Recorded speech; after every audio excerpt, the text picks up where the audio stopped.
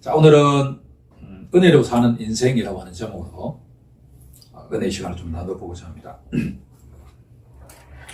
찬송가 301장이 우리가 잘 알고 있는 것처럼 지금까지 지내온 것 하나님의 은혜라.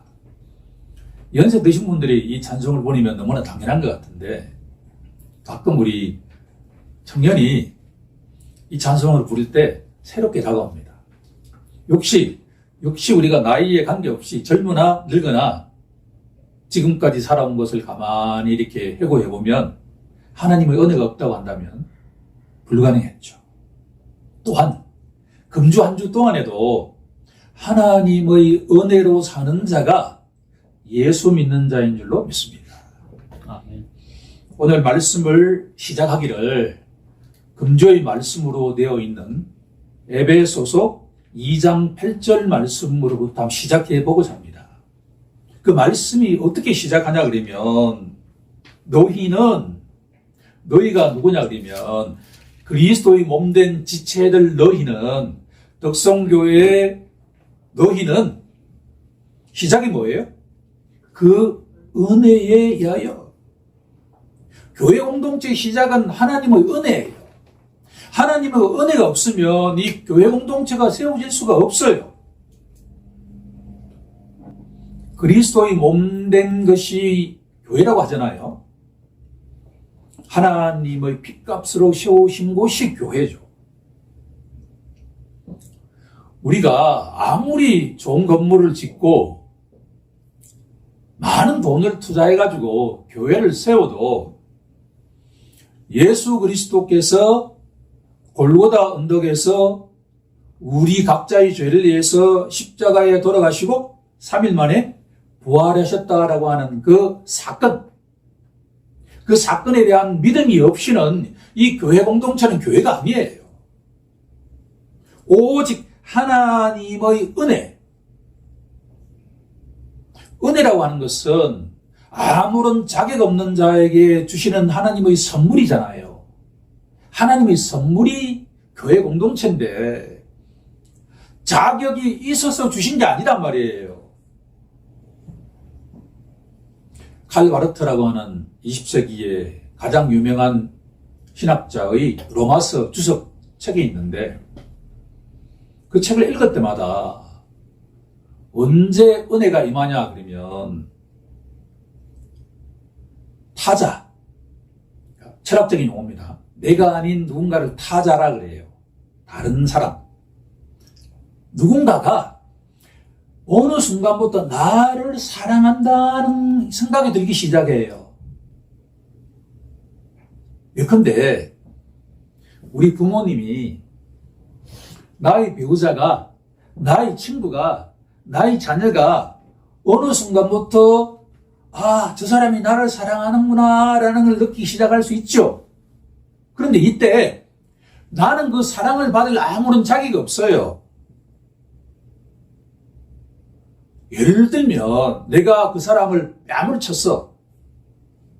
그러면 그 사람이 나를 사랑할 이유가 있나 없나요? 없죠. 그런데 그 사람이 나를 사랑해요. 말이 돼요? 말이 안 돼요? 안 되잖아요. 그런데 그 타자가 누구냐 그러면 하나님이라고 하는 절대자가 어느 순간부터 나를 사랑한다는 걸 인식하기 시작해요. 생각하기 시작해요. 그럴 때 기독교 용어로 뭐냐 그러면 뭐가 임했다? 은혜가 임하기 시작했다라고 하는 거예요. 나는 이 교회 공동체에 멤버가 될 수 있는 자격이 없어요. 내가 성경 말씀대로 한 번도 살아간 적이 없다니까요. 내가 예수를 믿기 시작했을 때 하나님이 나를 사랑해 줄 자격이 나에게는 없다니까요. 하나님 자체를 몰랐어요. 예수님 자체를 몰랐어요. 그런데 어느 순간에 그분이 나를 사랑하시고 내 죄를 위해서 자신의 하나뿐인 독생자를 이 땅에 보내셔서 어떻게 했다? 죽었다. 성경대로 3일 만에 부활했다라고 하는 게 생각되고 믿어지기 시작할 때 그게 뭐라고 하는 거예요? 은혜다라고 하는 거예요. 은혜. 하나님의 은혜로 믿음이 나옵니다. 믿음은 내가 믿는 거지만 하나님이 주신 뭐예요? 선물이에요. 믿어지는 거예요.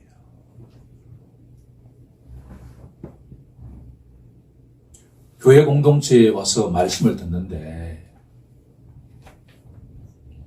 하나님의 은혜가 임할수록 강대상에서 선포되는 말씀에 뭐라고 화답하죠? 아멘이라고 화답하잖아요. 이게 믿음이에요. 하나님, 나는 저는 자격 없는데 나를 이 예배 공동체로 이끌어 주시니까 너무나 감사하다. 예수님이 진짜 날 위해서 십자가에서 돌아가셨다라고 하는 걸 믿을 때 아멘이 나온다는 거죠. 너희는 그 은혜에 의하여 믿음으로, 은혜가 있고 그 다음에 그 선물의 내용이 믿음이고 그 세 번째 마지막으로 나오는 게 뭐예요? 구원이다.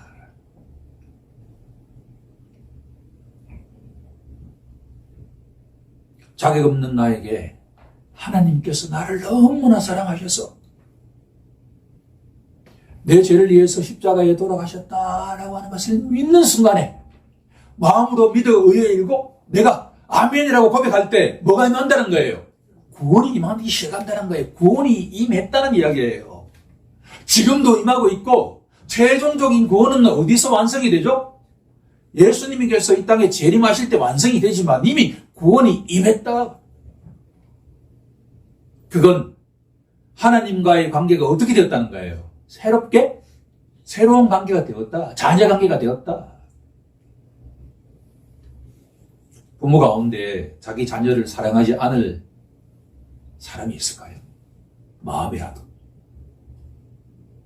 우리가 믿고 의지하는 하나님은 여기 계신 우리 각자를 어떻게 하신다는 거예요? 사랑하신다. 자기의 하나뿐인 독생자를 나의 죗값을 위해서 내어주신 그 사랑을 우리가 붙들어야 된다는 이야기예요. 우리가 우리 인간의 마음대로 내 기분 좋을 때 사랑하는 그런 사랑이 아니라 한결같으신 어제나 오늘이나 영원토록 동일하신 그 하나님의 사랑, 그것을 내가 받고 있다라고 믿는 거예요.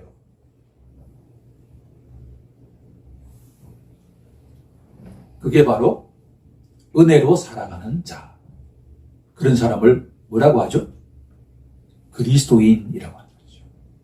오늘 말씀도 그저 잠언서의 한 구절 같이 보이지만 제가 일주일 내내 이 말씀에 계속 붙들면서 내가 뭘 하든 산책을 하든 내가 식사를 하든 무엇을 하든 간에 이 말씀에 들어갔다가 나왔다가 하니까 성경 전체 내용이 이 몇 구절 속에 다 들어가 있다라고 하는 것을 알게 되죠.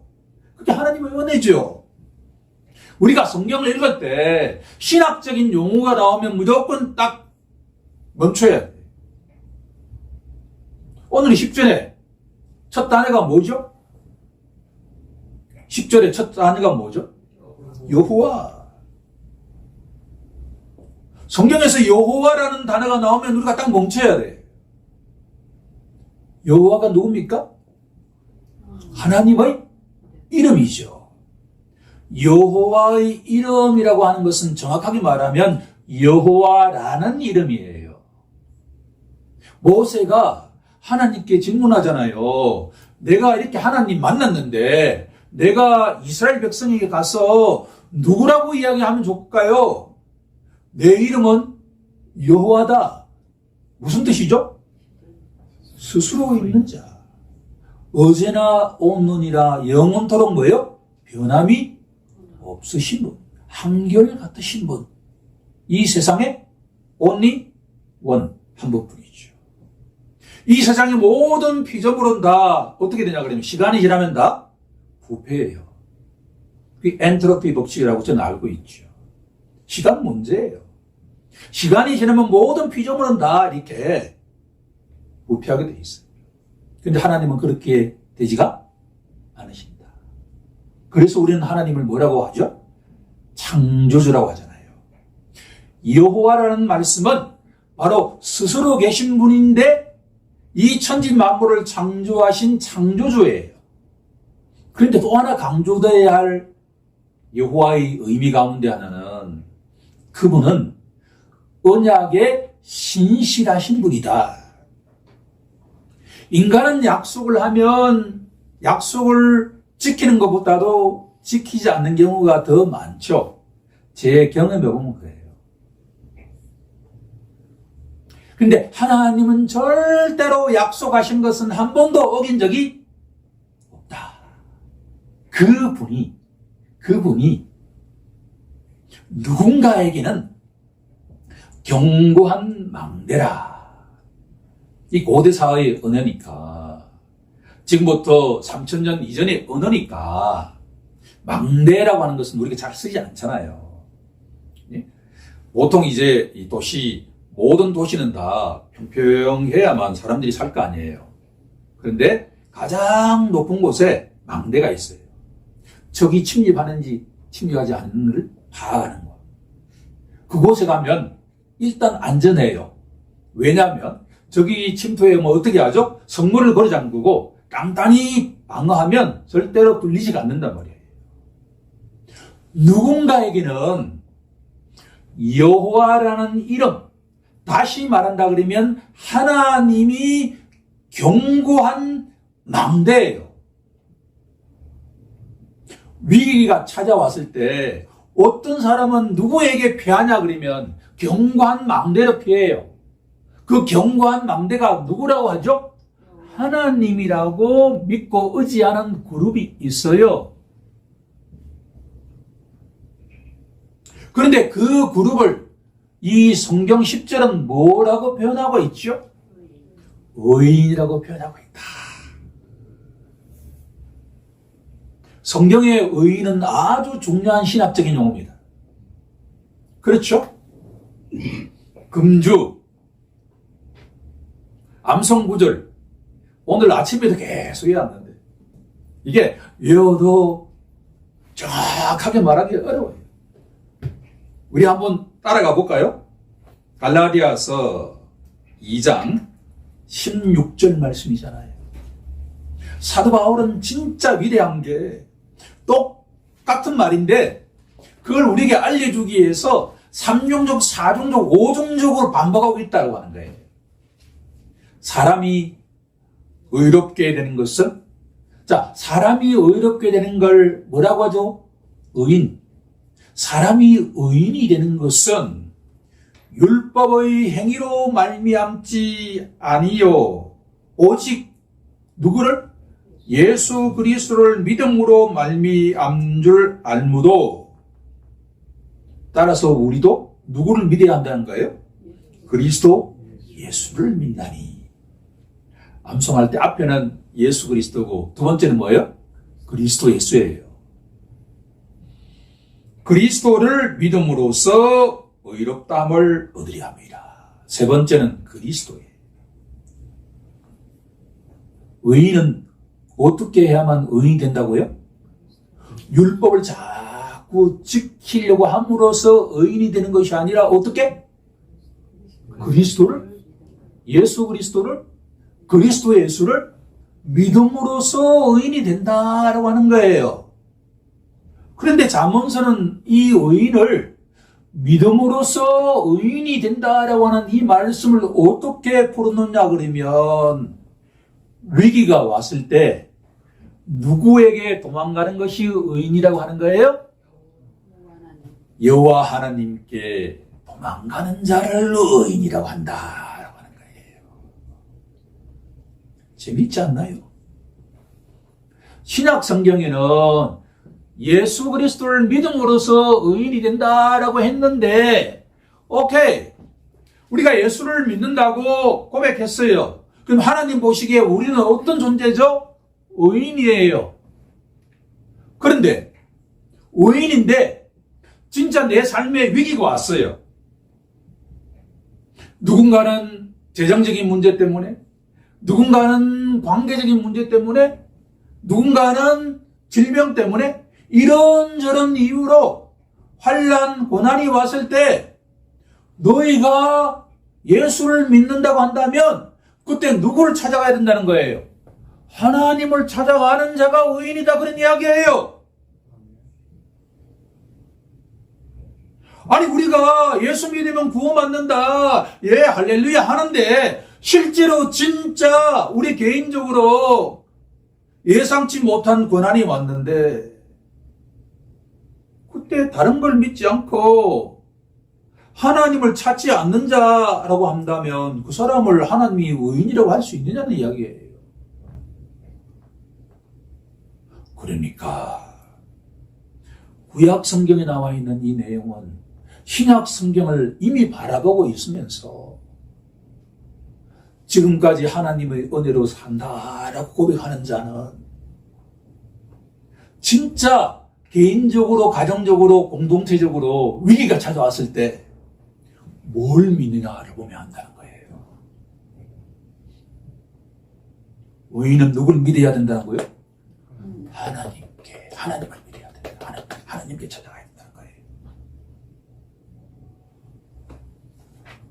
자, 우리 함께 11절 합독해 보겠습니다.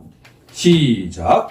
부자의 재물은 그의 견고한 성이라. 그가 높은 성벽같이 여기느니라. 제가 처음에 이 잠언서를 읽으니까 10절하고 11절하고가 무슨 상관이 있을까? 처음에는 이해가 안 돼요. 그런데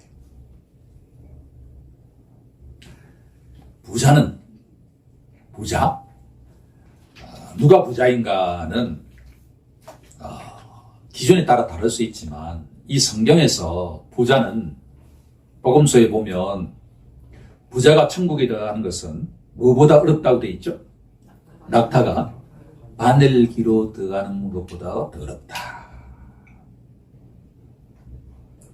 성경 전체는 부자를 좋게 봐요? 나쁘게 봐요? 나쁘게 봐요. 이유가 뭔지 아세요?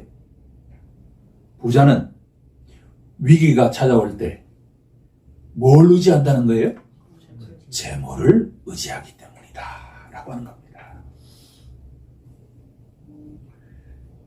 우리 거기에 잠언서 10장 15절 한번 찾아가 볼까요? 10장 15절.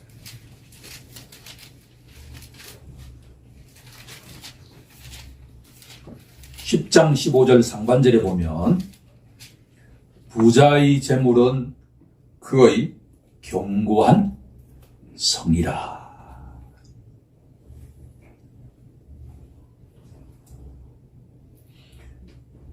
가난한 자의 궁핍은 그의 멸망이니라.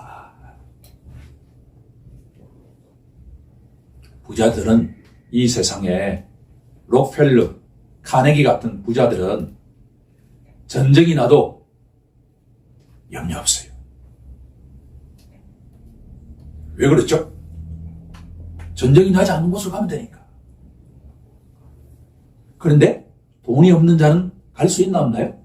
없으니까 가난한 자의 궁핍은 부자가 보기에 멸망한다는 거예요. 위기가 찾아오면 멸망한다는 거예요. 자, 이 말씀을 염두에 두고 본문으로 돌아가면 개인적으로, 공동체적으로, 나라적으로 위기가 찾아왔을 때 부자처럼 어제나 오늘이라 영원토록 변치 않으신 하나님이 아니라 자기 재물을 견고한 성이라고 믿고 살아가는 자를, 잠언은 우리에게 그런 자를 어떤 자라고 평할까요? 한쪽에 의인이 있다고 한다면 한쪽에 뭐가 있을까요? 악인이 있다라는 이야기예요. 만약 부자가 있는데 절체절명의 위기가 찾아왔을 때 부를 의지하지 않고 만약 눈에 보이지 않지만 살아 역사하시는 하나님을 의지하는 자는 뭐가 된다는 거예요? 의인이다. 그런데 대부분의 부자는 99%의 부자는 개인적으로 사회적으로 위기가 찾아오면 하나님을 의지하기보다도 누굴 의지한다는 거예요? 자기 부와 권력을 의지한다는 거예요. 그런 자를 하나님은 뭐라고 본다는 거죠? 악입니다. 그런 이야기예요. 제가 이 말씀을 묵상하면서 내린 결론이에요. 시편과 잠언은 우리의 거룩한 상상력을 동원하지 않으면 안 돼요. 일반적으로 신약 성경에 있는 내용들은 뭐냐 그러면 문자적으로 최대한 우리가 따라가야 되지만 시편이라든가 잠언이라든가 전도서 같은 이런 지혜를 요청하는 이와 같은 성경 본문의 경우에는 하나님이 주신 우리에게 주신 그 거룩한 상상력을 동원해야만 정답이 나온다는 이야기예요. 이 10절과 11절은 우리에게 질문합니다. 너희가 진짜 지금까지 하나님의 은혜로 살아가는 크리스찬이라고 한다면 너희가 위기가 찾아왔을 때 부자처럼 행동할래? 아니면 돈은 적어도 하나님께 의지할래? 라고 질문할 때 우리는 어떤 선택을 해야 된다는 거예요? 부자처럼 행동해서는 안 된다는 거예요. 눈에 보이지만 지금도 나를 사랑하시고 나를 위해서 기도하시고 나를 눈동자처럼 보호해 주시는 그 인격체 하나님께 달려가서 하나님께 보호를 요청할 때 하나님은 우리를 의인이라고 칭하신다 그런 이야기예요. 우리가 입으로 믿는다고 하고 나는 의인이야 하고 위기가 왔을 때 정작 하나님이 아닌 다른 것을 갖다가 의지하면 하나님은 너희 믿음은 헛것일 수 있다라고 말씀하신다는 이야기죠. 어떻게 우리가 믿음 따로 행함이 따로 있을까요? 우리 덕성교의 모든 지체들이 크리스찬의 인생길은 우리 각자에게 맞는 고난이랄까 이런저런 일들이 일어나기 마련입니다. 그럴 때 부자처럼 재물을 의지하는 악인이 되지 않고 눈에 보이지 않지만 지금도 살아 역사하시는 우리를 눈동자처럼 보호하시는 주 하나님을 전적으로 의지하면서 그분 안에서 안전함을 누리는 우리 모두가 되길 간절히 소망합니다. 아멘. 첫 번째가 인생의 안전함은 누구에게 달려있다는 거죠? 하나님께 달려있다. 재물과 부와 권력과 관계에 있는 것이 아니라 전적으로 우리의 안전함은 하나님께 달려있다.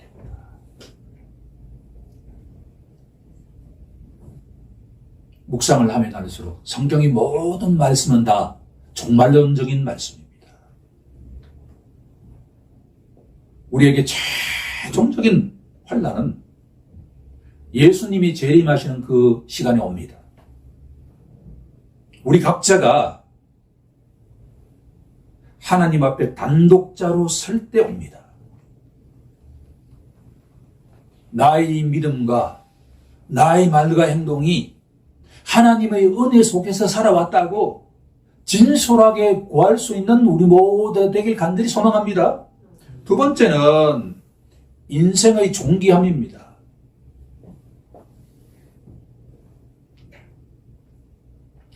전에는 예수 믿기 전에는 하나님의 진노의 자녀였지만 이제는 하나님의 자녀가 된 우리 모두는 하나님 보시기에 존귀한 자, 보배로운 자입니다. 우리 각자는 하나님의 작품이다 그런 이야기예요. 자, 우리 옆에 있는 그 지체들께 당신은 하나님의 걸작품이다 라고 한번 칭찬해 주시죠. 당신은 하나님의 작품입니다. 근데 별로 걸작품 같지 않아요. 우리가 우리 스스로도 가끔 우리 자신에게 거울을 보면서 너는 하나님의 글작품이야 라고 자기 체면이 아니라 나의 시선이 아니라 내가 보기엔 내가 너무 초라할 때가 있잖아요. 나르시시즘이 아니라 하나님 눈에는 내가 어떻게 보인다는 거예요? 존귀한 자로 보이신다는 거예요. 고배로운 자로 보이신다.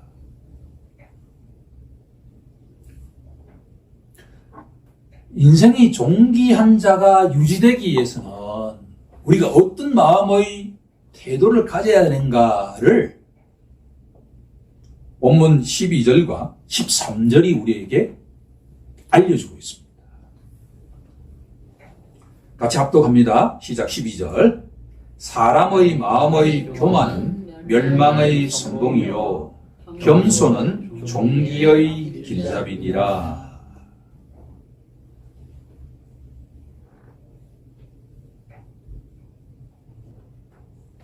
하나님의 은혜로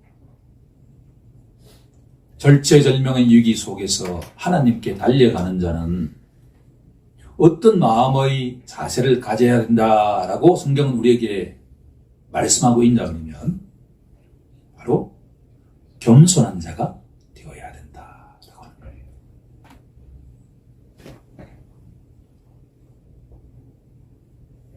왜냐하면 우리 마음이 교만하면 어떻게 된다는 거예요? 멸망의 길로 달려간다. 그런 이야기예요. 역설적이잖아요. 하나님이 보시기에 우리가 어떤 존재라고 방금 우리가 서로 고민했죠? 존귀한 자다. 세상 사람들 눈에는 말이에요. 아무리 하나님 보시기에 악한 자라 하더라도 자기 자녀들에게 악한 아빠, 엄마가 있을까요? 없습니다. 자기 가정에서는 최고의 존귀한 자예요. 그런데 우리 그리스도인들이 말이에요. 우리 마음이 자고한 마음을 갖기 시작하면 매일 아침 일어나서 성경 말씀을 붙들고 나는 하나님 보시기에 존귀한 자다라고 외쳐도 나는 어떤 길로 달려가고 있다는 거예요? 멸망의 길로 달려간다. 그런 이야기예요. 이 또한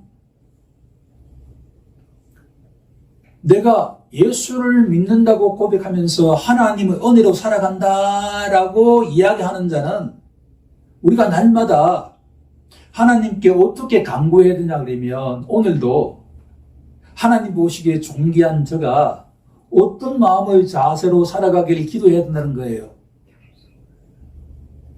겸손한 자가 되게 해 주옵소서라고 기도해야 된다.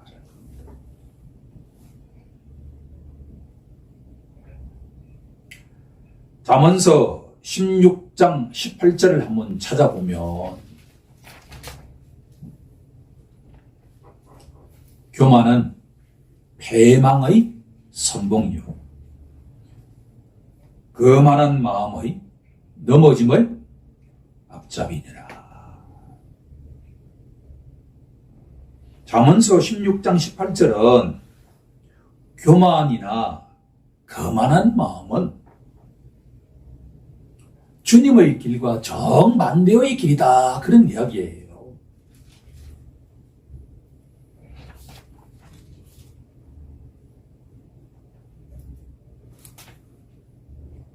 자, 겸손한 마음을 우리가 구체적으로 한번 이야기해 보겠습니다. 우리의 부부 간의 관계에서 지난 일주일 살아갈 때 내가 사랑하는 남편과 아내의 말에 100%다 동의한 적이 있나 없나요? 그렇지 않죠. 다툼이 왜 생길까요? 서로가 자기가 옳다고 하잖아요. 그렇죠? 자, 친구도 마찬가지입니다. 남자친구, 여자친구도 마찬가지예요. 다 친구 관계든 부부 관계든 자녀와 부모 관계든 의견이 달라요. 자, 그러면 우리는 누가 먼저 변화되기를 요청하죠? 상대방이 바뀌기를 원하죠. 그 말은 맞아요. 상대방이 바뀌어야 되는 게 맞아요. 팩트다니까요.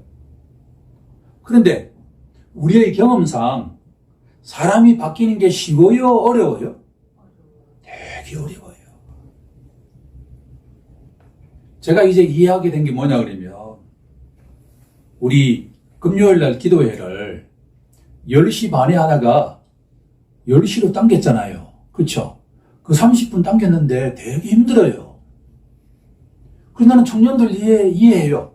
생활 패턴이 딱 이렇게 셋업되어 있는 상태에서 10분을 당긴다는 게 얼마나 힘든 것인지 나는 이해를 해요.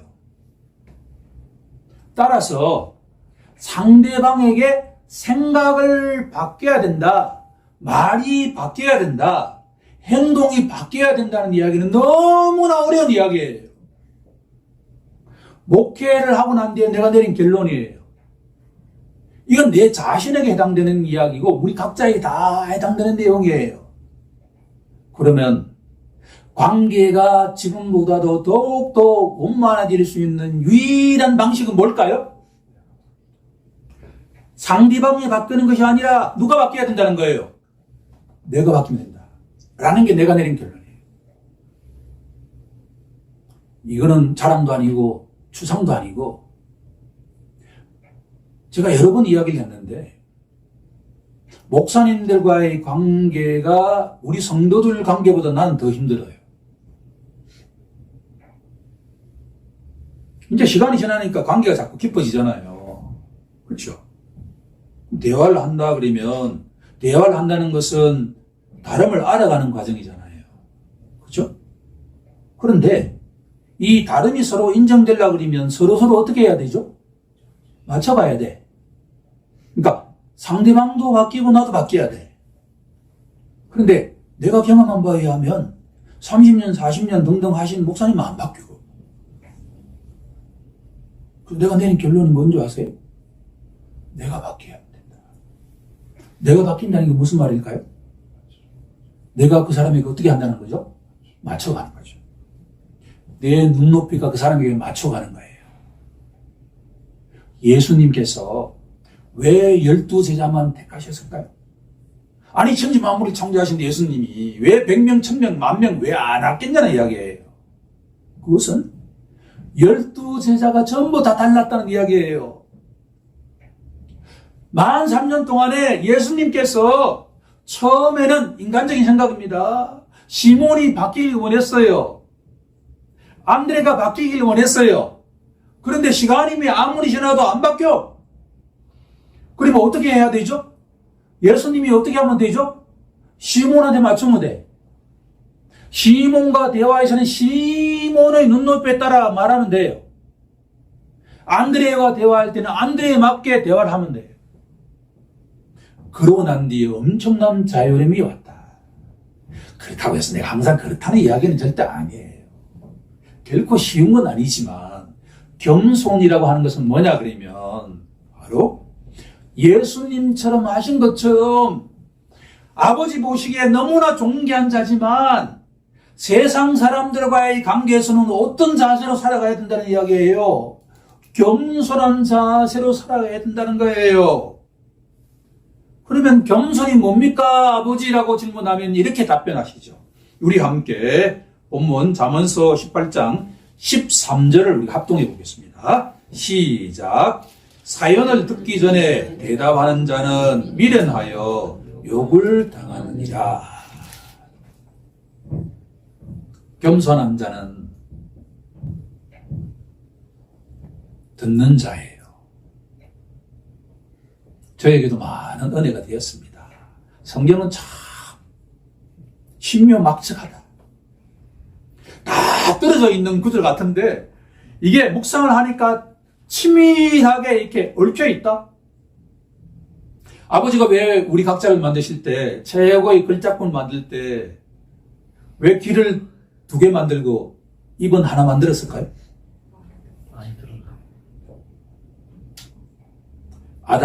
사람은 사람은, 자, 사람이 원래 아담이죠? 히브리어로 아담. 아담이 뭐로 만드셨죠? 흙으로 만들었어요. 흙이 히브리어로 뭐라고 했죠? 아담아. 말장난 같은데 이렇게 우리 하나님은 이렇게 이런 유머 감각이 있어요. 아담인데 아담이 아담아에서 왔어요. 아담이 strong 할까요? weak 할까요? 약하죠. 본질적으로 사람은 약한 존재예요. 이 피조물 가운데 가장 약해요. 그렇죠? 그러면 원래 아담은 말하는 존재일까요? 듣는 존재일까요? 순서를 따지면 듣는 게 문제죠. 누구 말을? 하나님의 말을. 사람은 본질적으로 말하기 이전에 뭘 해야 된다는 거예요? 듣는 존재예요.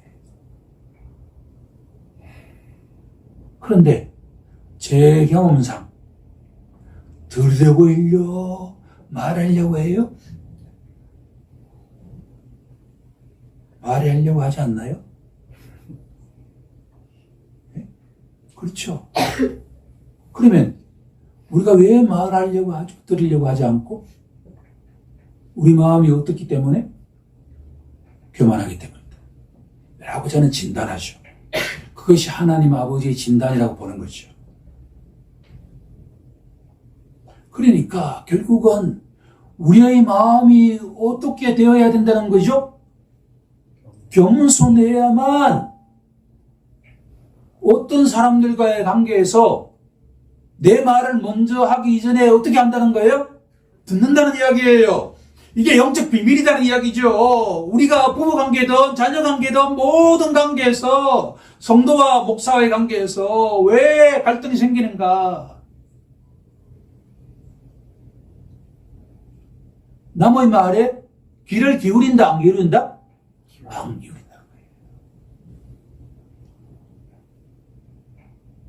이게 심하면 영적 자폐 현상이 일어나죠. 내 생각으로 꼭꼭꼭 이렇게. 근데 창세기의 요셉은 어떤 사람이었죠? 억울하게 감옥소에, 지하 감옥소에 갇혀 있는데 다른 고각대작들의 떡 먹는 과는 술 먹는 과는 두 사람의 표정을 살폈죠. 그렇죠? 이게 요셉의 마음이 어떤 상태에 서 있었다는 거예요? 낮은 마음, 겸손한 마음이었다라고 하는 거예요.